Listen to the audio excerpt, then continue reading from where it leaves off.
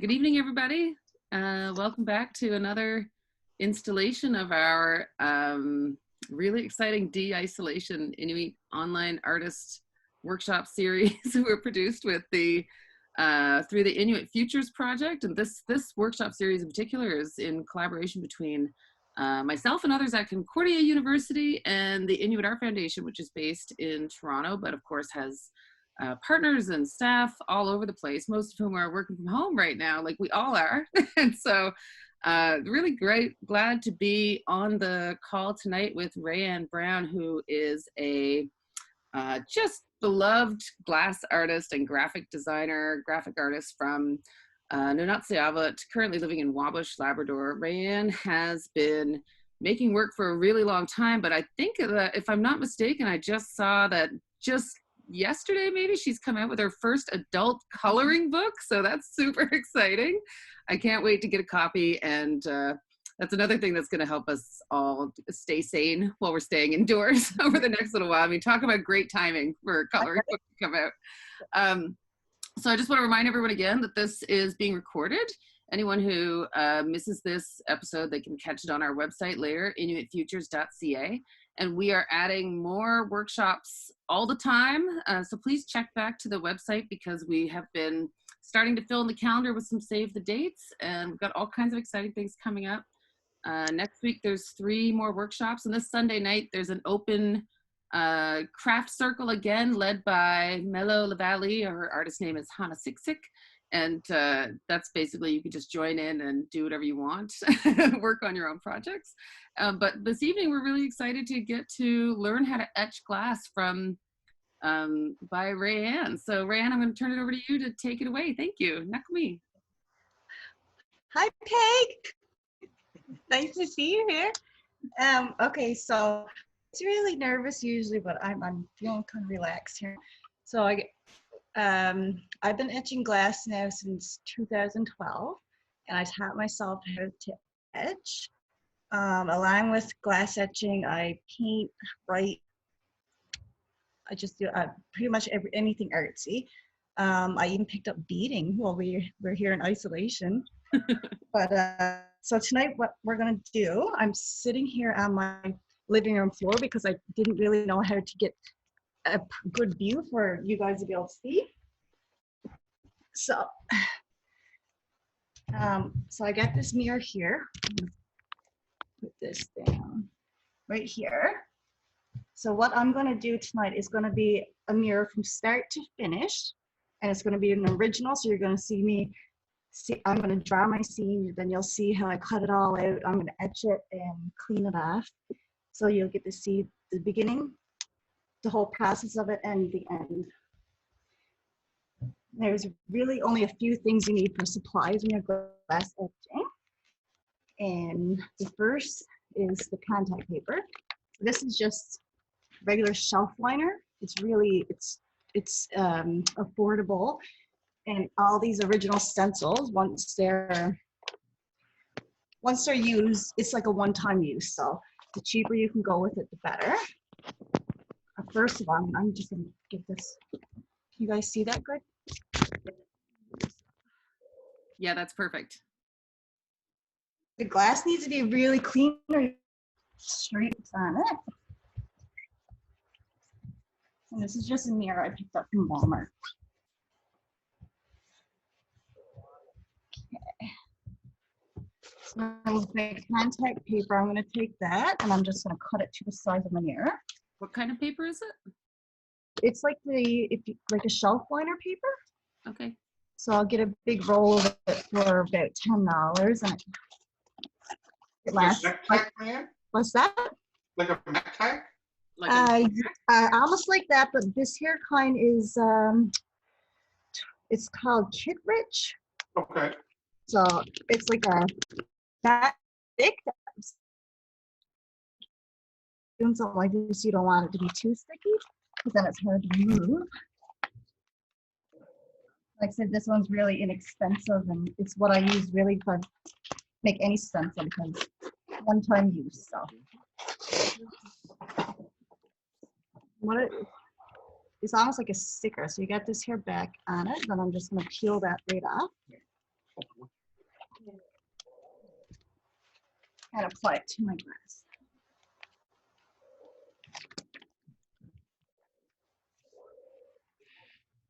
Anytime you see any of my, if it says original etched or anything like that, they're made like this.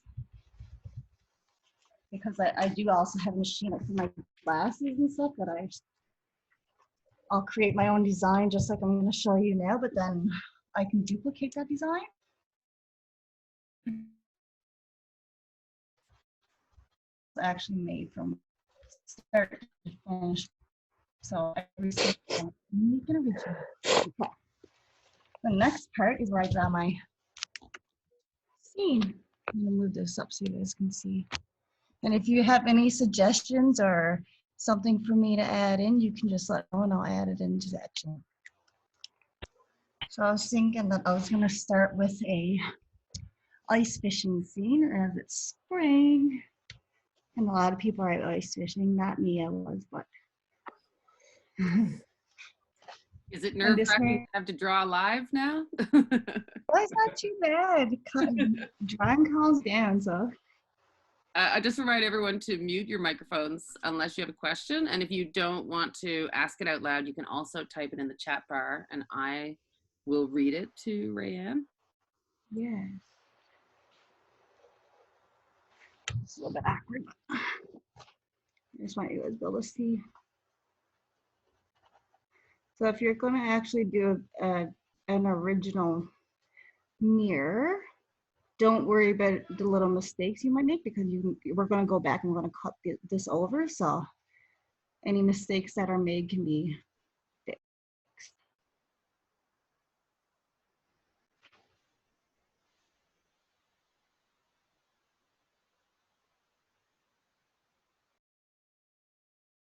Or is it not showing up? I'm going to make him with a fish in his hand.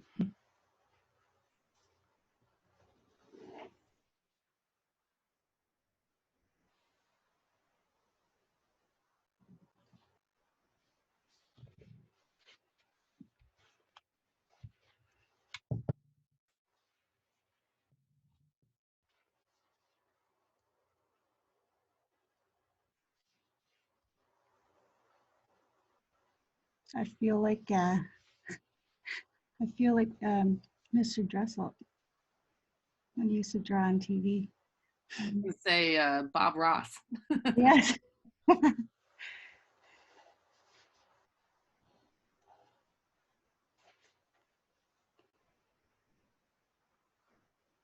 Is there anything everyone should keep in mind when they're drawing shapes? Like, is it better to have, can you do fine lines or like what kinds of things should you consider when you're making a design? I found that fine lines. This here is just a permanent Sharpie I'm using, but the fine lines are better because when I cut this out, I'll explain it because when you're cutting your stencil, for example, I'm going to cut the fur on his hood, and then I'm going to cut the jacket, but I'm going to leave a line between the fur and the jacket so that when it's etched, you're going to see the lines between it. It's a little bit confusing sounding, but you'll see what I mean in a minute. So when it comes to glass etching, the longest part isn't even the etching. The etching, it literally starts to etch as soon as it touches the glass. The longest part is this part, which is like preparing the glass and drawing your stencil out, cutting the stencil.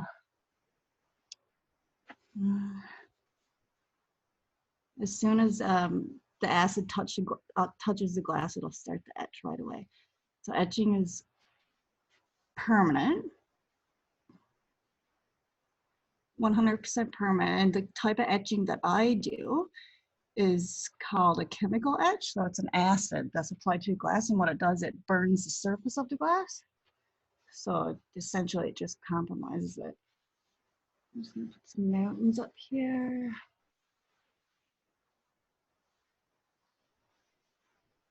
I also teach classes here in Wabush, and anytime I get the opportunity to go to Goose Bay or whatever to go see my family, I'll usually teach a class there too.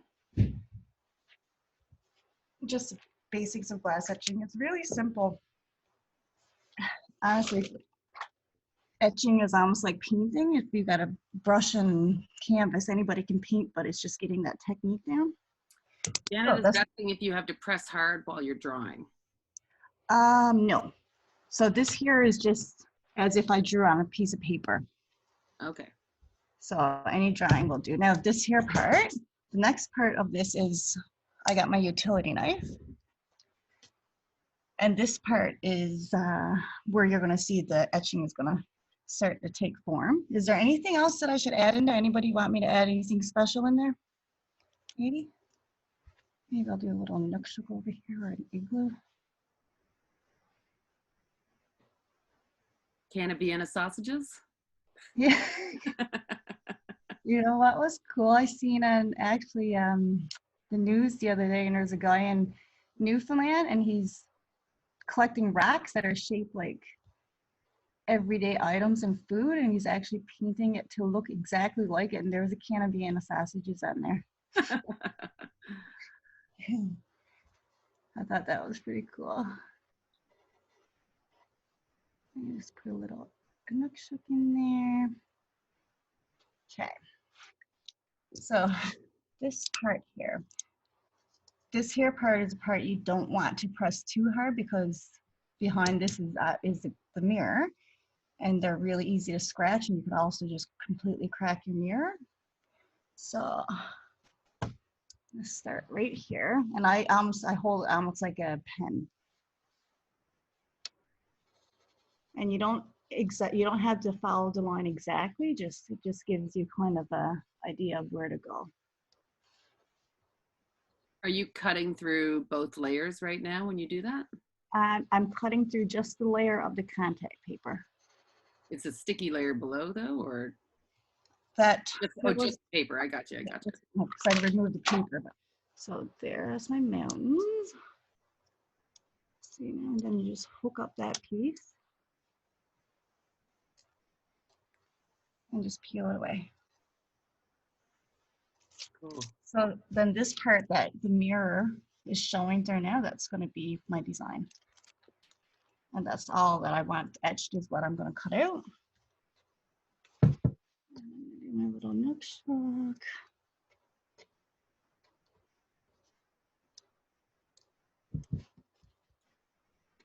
If you were doing this on like a rounded surface, like on a glass, because I'm definitely going to do some wine glasses, maybe a decanter and some other stuff.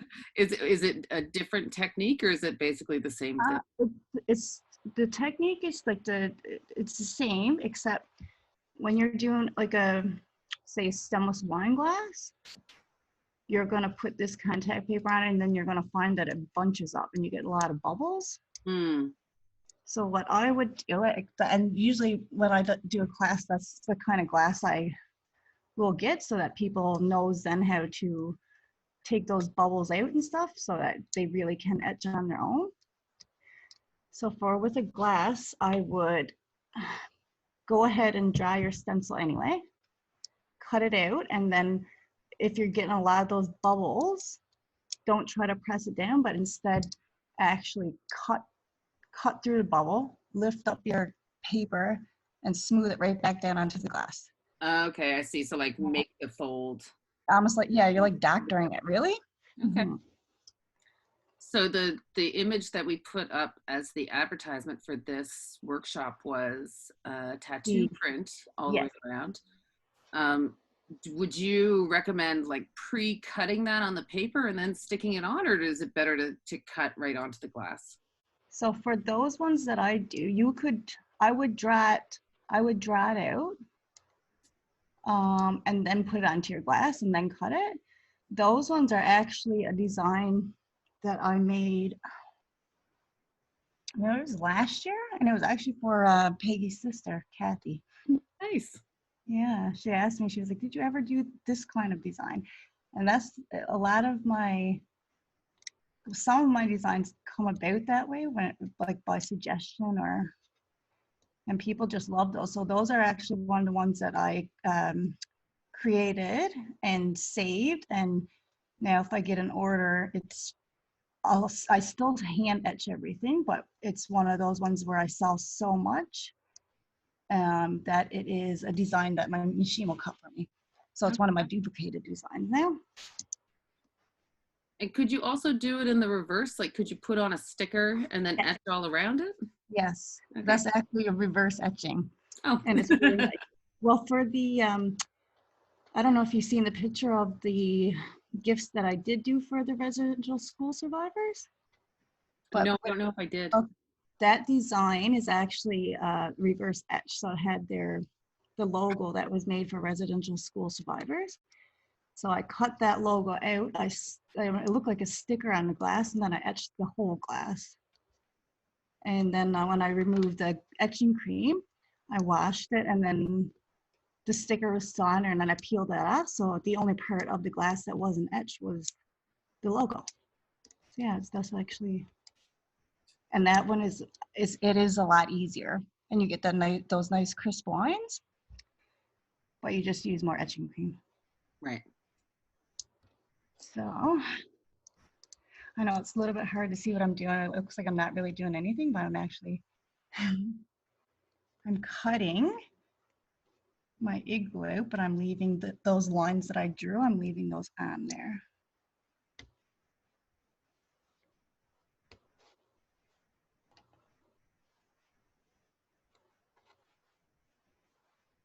That looks like it's hard to do. This one is a little more tedious, yeah. I could see it though. Okay.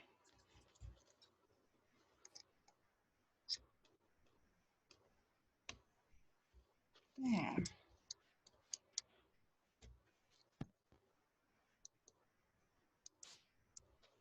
Okay.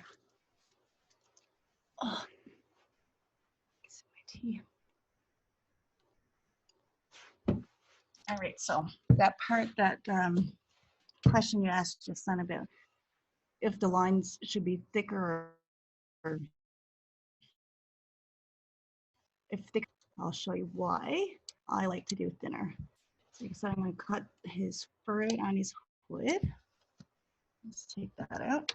And then his jacket is here, but I don't want this whole area etched so it looks like he's just a big blob, or not, or I don't want him to be a silhouette, I guess I should say. So from this here is cut out, so I'm going to go right along really close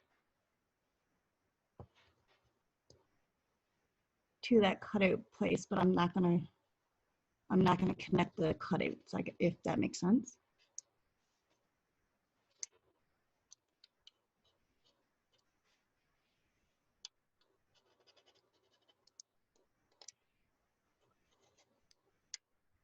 Is there a particular brand of X-Acto knife that you recommend, or can it be?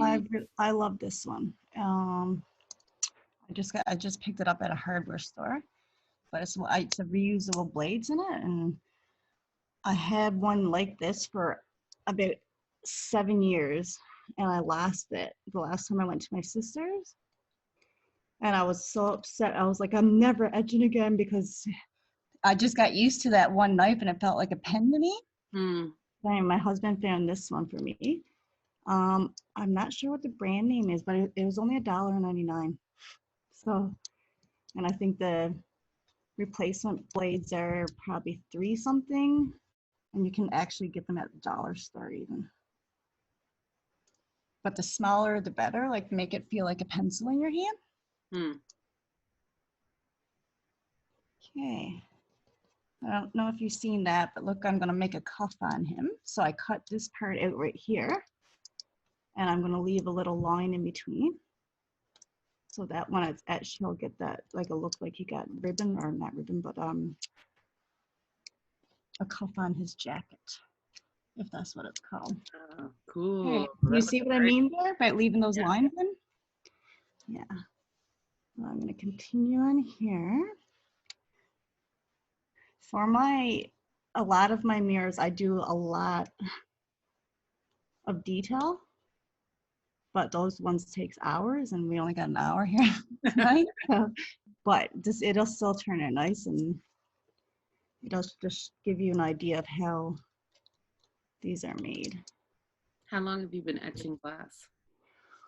I started, I think I actually ordered like a $29 kit or something in 2011. So it's been almost 10 years, but I didn't start to sell my glass etchings until 2012.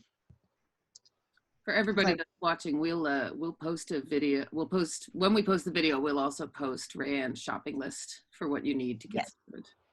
And I'm actually, because I've been purchasing this etching cream for so long, I guess they were like, hey, this lady buys a lot of etching cream. So anyway, in November of last year, I became a wholesaler for Armor Etch. Yes. And I'll show you why in a second when I get to my etching cream, so you can actually see how much I order at a time. So you're like a spokesperson now. Yeah, well, I can sell it. I get to their wholesale price and then sell it for them. I just haven't gotten any in because the shipping is a lot. Yeah, fair. I had some kits in there a few months back, and I might just get some in now just so people can have something to do during this time. Everybody needs something to do. Okay.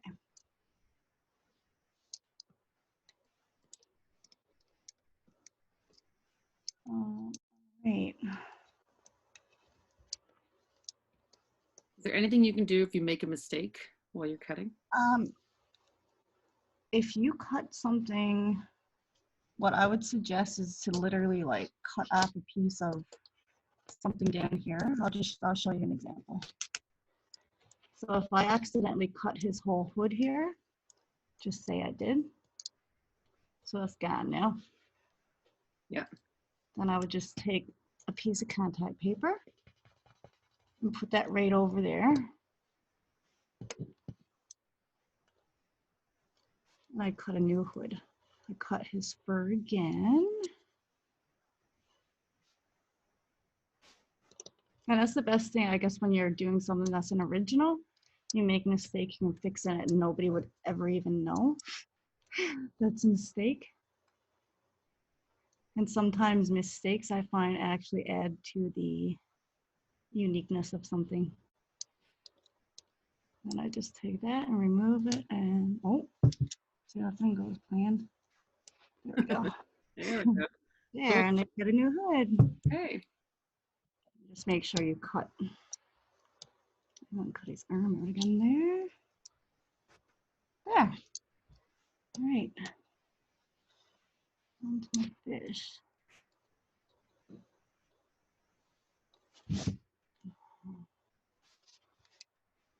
So tell us about the coloring book.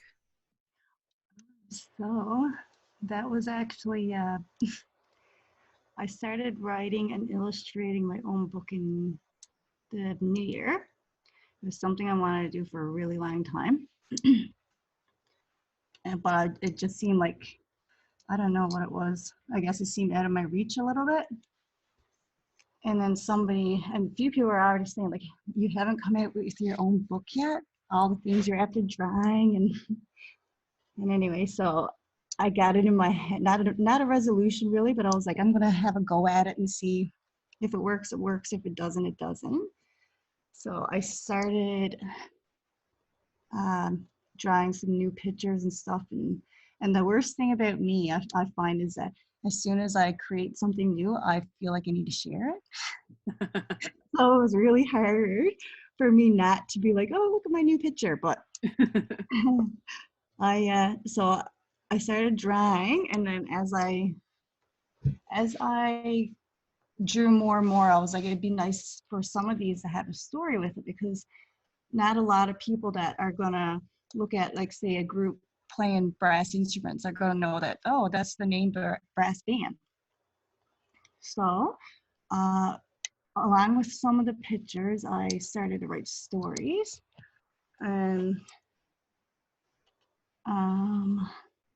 so the book has 30 pages. And 30 pages, and it's an adult coloring book. So the pictures are a lot like there's ice fishing pictures like this in here, but what it is, it's pictures and then I got a lot of really intricate details. Like for example, I got a mother and child, and I'll show you, I can show you guys some pictures if you like. A mother and child, and inside of them are wild, like some seals, and there's whales, and then there's other pictures that are, it just has a lot of like designs inside of the pictures, like designs inside of the designs, I guess. But it's intended to be something that you can color, and I just thought it'd be nice to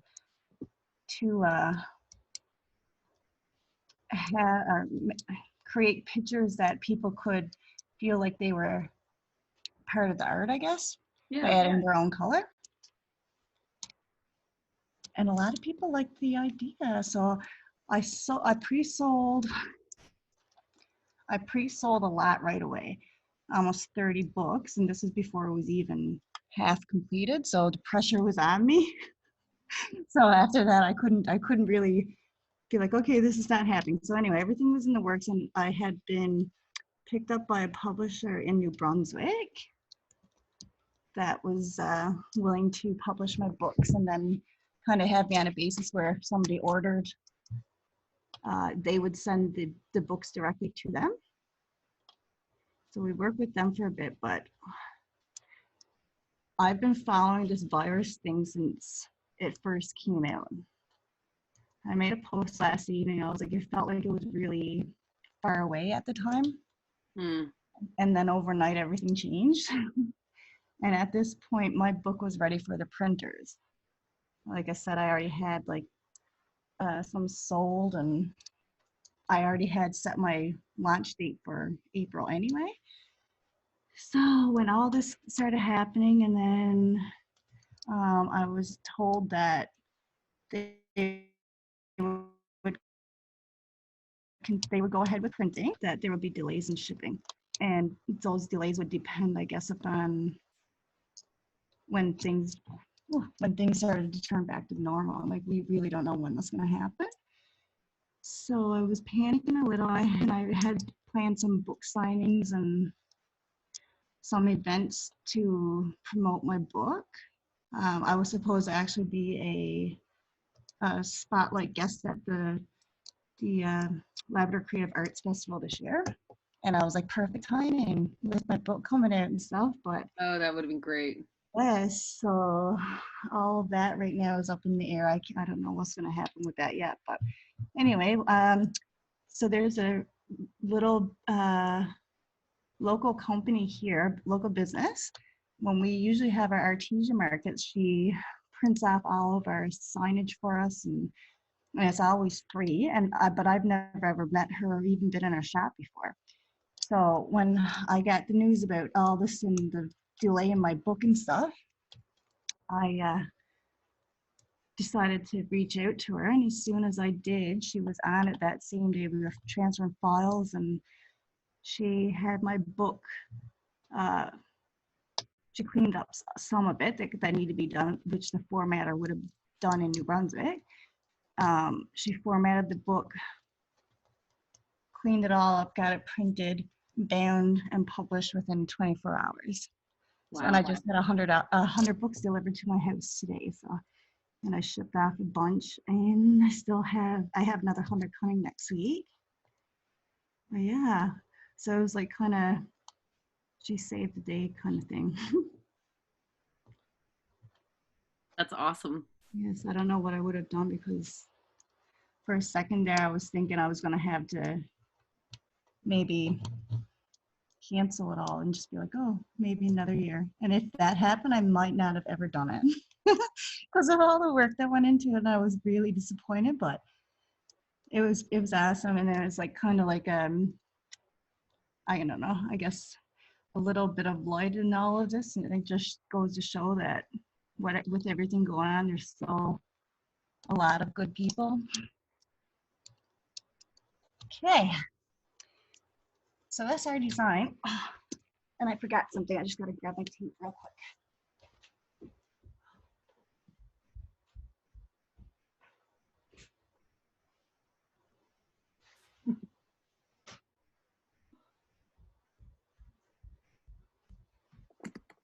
All right. So the next part is our design cutout. With that piece that you peeled off the back of the contact paper, there's like a waxy part. And what I like to do is take that and kind of just rub over the stencil, just so that if there's anything that's lifting up a little bit, or if there's any bubbles, that it's going to be pressed back down. Because etching cream will seep under, and anything it touches, it's going to etch, and you don't want that. You just want this design here that we cut out to see what etches. And then if you see any like jagged lines, just go back over. That's where I fixed that. There's a... So the next part, I got masking tape, and it's just regular dollar store masking tape. And I'm just going to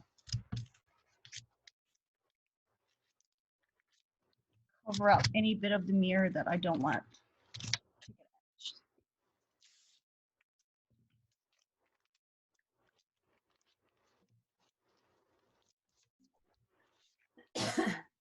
If something does leak, it can't be fixed, right?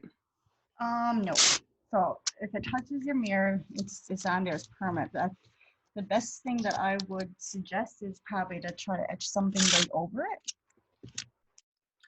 Oh, I see. Like fix it by making something. Yes. So I got an Eskimo Kiss mirror that I etched. And it's funny because I actually dropped some etching cream on it. And I was like, man, I ruined my whole mirror. So it's done now. But instead of being like, oh, it's ruined, I turned it into stars. So I dotted etching cream all over the mirror. And that's where stars comes from in my, it was all from a little mistake, but I turned it to be nice. Okay. So this is what I'm saying, like I buy a lot of etching cream. This is my 10-pound bucket of etching cream. Wow. Yes. So one of these costs about almost $300, and then you're looking at shipping because it got to go by ground. Etching cream is really expensive, and you can get these this is a 10-pound bottle, and you can get them, the smallest sizes is 2.8 ounces, and the 2.8 ounce is $24.99. So that just gives you an idea of how expensive it is. But how long would that last you, the 2.8 ounces? So a little not known secret, I guess, and I always tell anybody at my classes that, and a lot of people don't know it, but you can reuse etching cream. Oh. So I'll show you how to do that now and it's just better for the environment anyway, because a lot of people just washes it down the sink, and you think about it, it's acid, right? So this is it here. It almost looks like paint. But it's asking if you can actually hand paint with a brush, or is it too liquid? Like, could you do a design that's just a hand painted design, or do you have to use contact paper? I would really recommend that you use something that's going to stencil your mirror or glass, because I'm going to show, because it's not just a little bit you're going to put over or glob this on, and the etching cream tends to kind of go wherever it wants to. Okay. So you won't get straight crisp lines or anything if you try to. You can also use like just this masking tape. You can make stencils out of that, right? Or packing tape or anything. Just cut it the same way I did this. Okay, so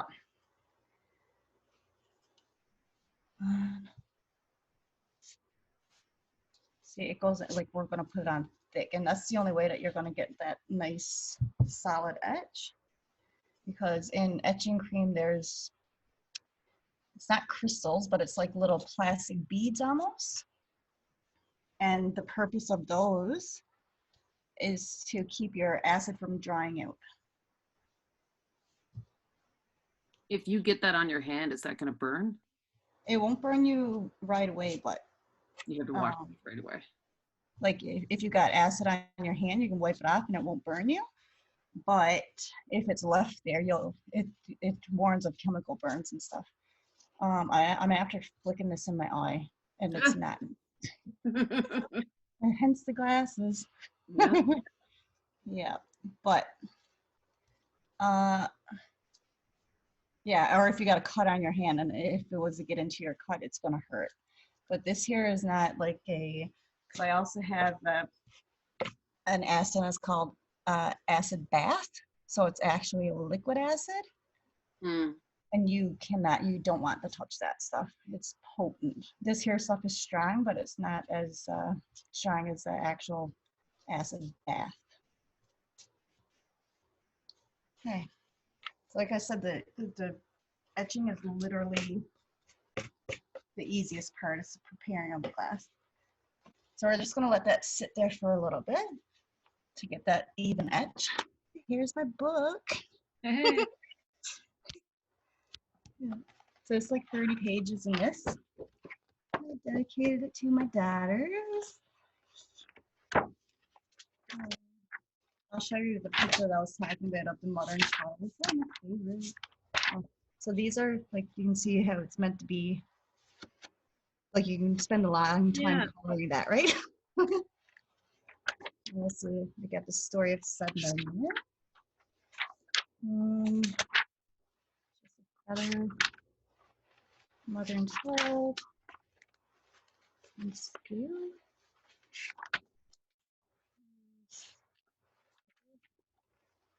Trevor. That one there is the mother and child one I was talking about. Nice.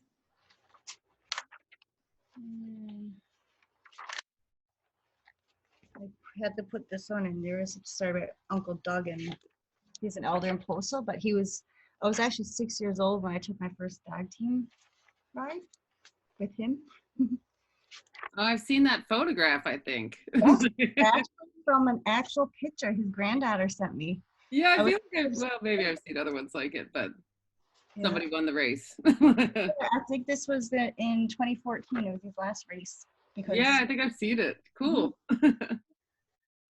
Someone is asking, okay, so you're getting lots of compliments. People are saying very nice and beautiful.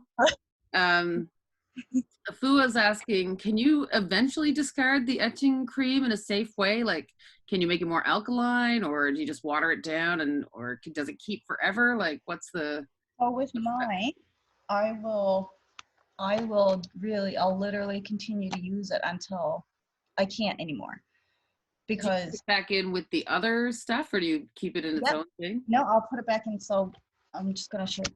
First, we're gonna move this around, because remember about those crystals that are in there? Yeah. So if they're touching the glass and the acid doesn't get a chance to get to it, you're gonna get a lot of like blotchiness around all over your mirror. So I'll usually just put that on, and then I'll move it around. Just so it doesn't like make a spot in anywhere. Yes. Okay. I'm text my husband really quick, because I told him I was gonna text him when I needed water. I need it in a minute. Your assistant. Yeah. Yeah. I got my oldest daughter to take the kids out with her. Nice. They're actually delivering coloring books. Oh, nice. But the kids gotta go because they won't leave me alone, and they'll be trying to get in the camera. And okay, so sorry, I got carried away there. So I'm just taking off what I put on there. Okay. And I am literally just scraping it back into my bucket. So, but the question about like to dispose of it or whatever, like I said, I'll continue to use this now. The more you use it and reuse it, the thicker it's going to get. But I find when it gets to, I bought this bucket in December, maybe November. And it's a 10-pound bucket, and I'm probably down to 3 pounds now, but I etch daily and a lot. So I'll continue to use this now until it's dried up. And once it's dry, I'm pretty much just left with the plastic crystals. So. Okay. So So how much time do you think that you just left that on there for? Because it didn't seem like very long. No. 5 minutes? Yeah, it etches fast. So when I do mirrors like this, I'll usually put it on and I'll leave it for about like 2 minutes maybe. Then I'll move it around Yeah. and about 30 seconds to a minute later, I'll just remove it. And then it's etched. Like And that's how if you left it on longer, would it just keep getting deeper, or what would that be like? it could go 2 ways. So now that I got it removed, if I wanted to leave that like that, it would just dry up. Like it would get dry. But sometimes the etch, it does make the etch deeper. Mm. But then also, depending on what kind of stencil you use, it could start to seep through that, like the whatever the stencil paper is, because it's acid, so it's strong, right? But it's, I don't know if it makes much of a difference really, because mirrors etch a lot better than glass do. Some glasses I'll leave, once it's like removed, I'll let it sit for a few hours before I actually wash it off, because then I know it's going to be a nice thick even etch. And why is that? I think it just gives it the chance for all those places that didn't etch. It almost gives it a chance to catch up, I guess. Okay. Yeah. So like, why would glasses be different than mirrors? Isn't it all? I'm not sure. I guess where a glass is like transparent, but a mirror is one sided and it just reflects back on itself. Maybe. Okay. Yeah, it just looks better. Yeah, you can still get the blotchy look, but if you move around your etching or your etch and if it's covered, like not a thin layer, you got to really glob it on there. Right. So, yeah. So the next part, a lot of people thinks that you can, and it's funny because when it comes to a mirror, it's the opposite. So if you're going to do a glass, you're actually going to take that glass and wash it under the water before removing your stencil. But with the mirror, you got to remove your stencil first and then wash it. So with a glass, you would wash it first and then remove. Yes. But with mirror, you take the stencil off first. Is that because it's flat surface versus like a round surface, maybe? Yeah, because with this, a mirror is a little bit more, there's more room for error, I guess, because I can't put this under a tap. Right. The glass, but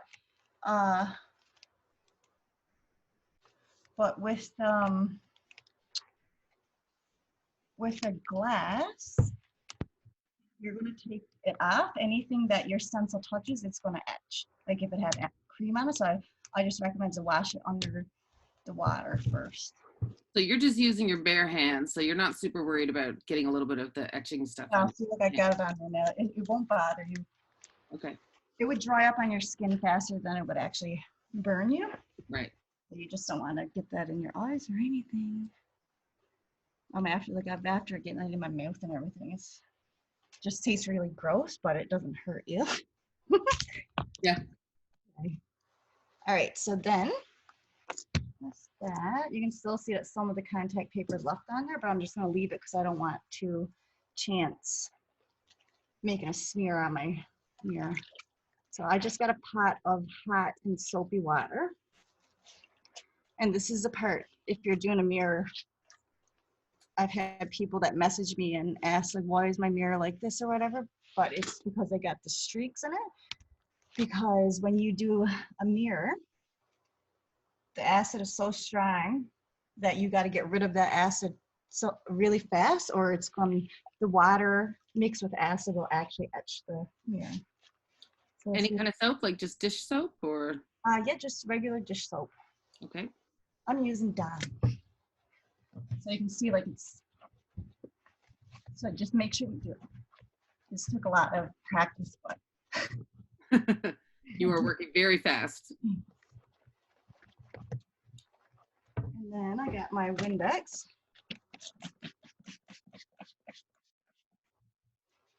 Rub over your mirror.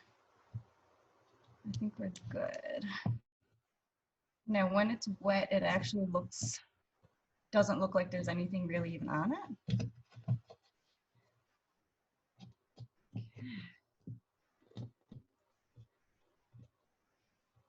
just remove the rest of that contact paper.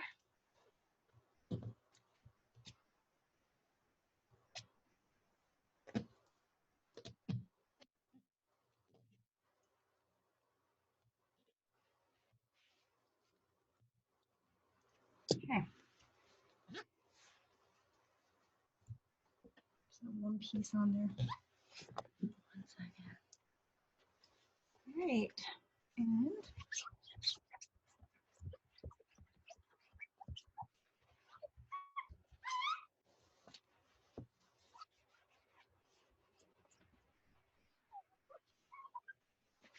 you see that? Is it showing up good for you? Maybe if I can't see. There's like a dark thing in there. Yeah, it looks great. You can see. Yeah, that's the worst angle. It's a reflection, right? Put your shirt over the angle. Yeah. There. Okay, maybe Yeah, exactly. Lean in. There we go. Now we can see. Yeah. That's like a nice even edge there. Yeah, that's great. Does anybody have any other questions as we're near the end? Is there any other step, or it's just like clean and then it's good to go? Yeah, that's it. So it's good to go now. Oh, there we go. Look. There we go. Yeah. Oh, that's so cool. I actually did a full patio door there a couple weeks ago again. Amazing. Yes. So that's it. That's how you do glass etching. If anyone has questions now, you're welcome to turn on your microphones and just jump in. We've got a few minutes left.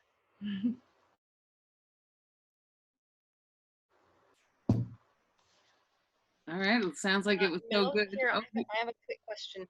Yeah. If there was a part of your mirror that you wanted to re-etch or maybe make etchier, I don't know what the term is, could you go in later on with more contact paper or maybe with a paintbrush if your etching cream is really dry? Yeah. Could you do that maybe to emphasize parts of like the parka or the igloo or something like that?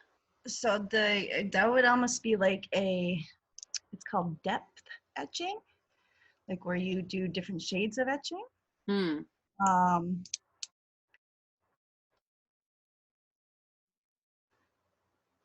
The only thing about it is, like, you know how I remove my stencil there and I wash off that etching cream. So if you wanted to go and do something like that, I would suggest instead of using hot water to maybe use cold water, wash off and gently wash away that etching cream, the first layer, and then make sure that the stencil stays on there, and then go back over that stencil, or not go back over the stencil, keep your stencil on there, wipe it down, make sure it's dry, and then just go back and put that etching cream in the places you want to make it a little bit darker, because it will etch more. You know what I mean? Like I went back, I made mistakes before and thought like a dot in there somewhere that wasn't etched. So I went back and tried to just put a little dot on there and etch it, but you could see that because it's darker around certain places. So yeah, if you wanted to make a little bit of depth, you could do that. Could you layer stencils? Like if you wanted to go back in and say do like a diamond pattern on a comic or something, like could you go back in and then put a new stencil on after you cleaned it up? You could, yes. Okay. I don't know how great it would really come out, but it's worth a try. And there's also so a lot of people ask me, can I like get say a pink etch or something? Someone's asking right now, is there a way really? to color? Okay. Yeah. So yeah, etching isn't colored. If you ever see something with, it says it's etched but it has color in it, what it actually is a rub and buff. And you can get that on Amazon or anything. And what it is, it's almost like a paint, like a cream paint, and you put on there.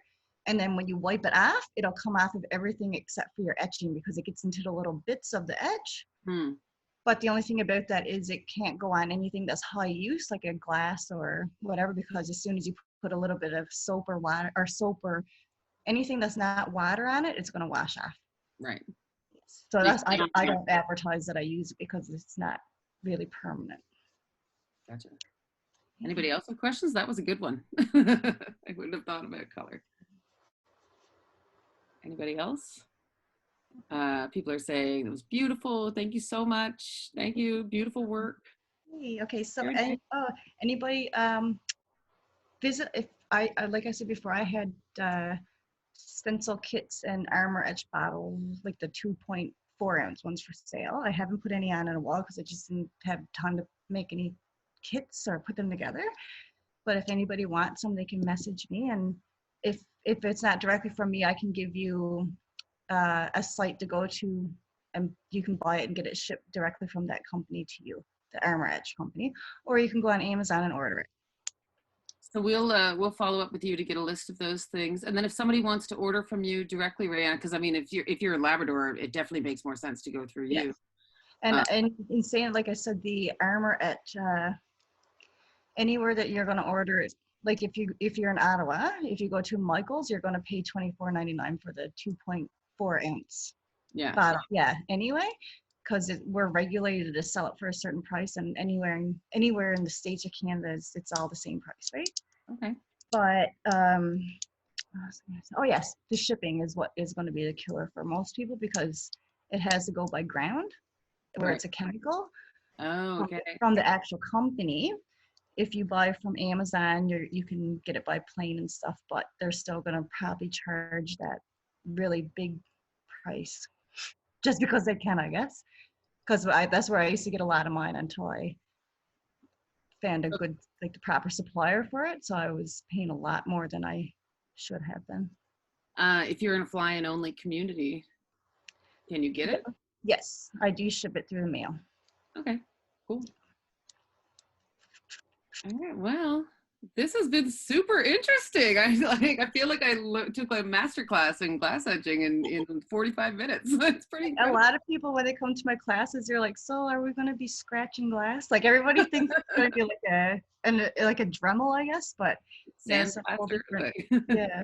No, that was really amazing. Everybody is saying thank you and Nakumi and Kwana on the message thread, and I just want to say I was so nervous, but it turned out.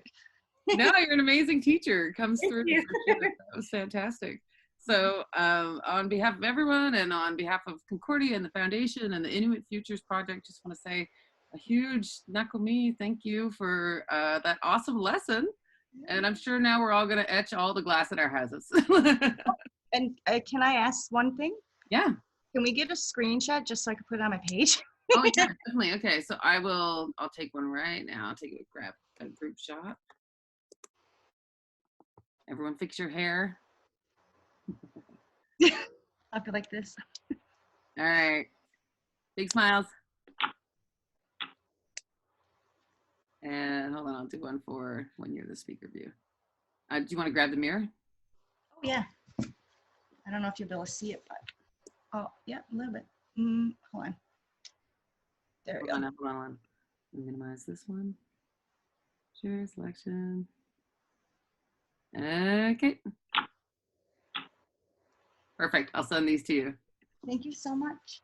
Awesome. All right. Everybody, that was a wonderful session. Check the inuitfutures.ca website to see what else is coming up. And this video will be available online within the next couple of days. Awesome. Thanks, everybody. Bye. Bye. Thank you. Kona.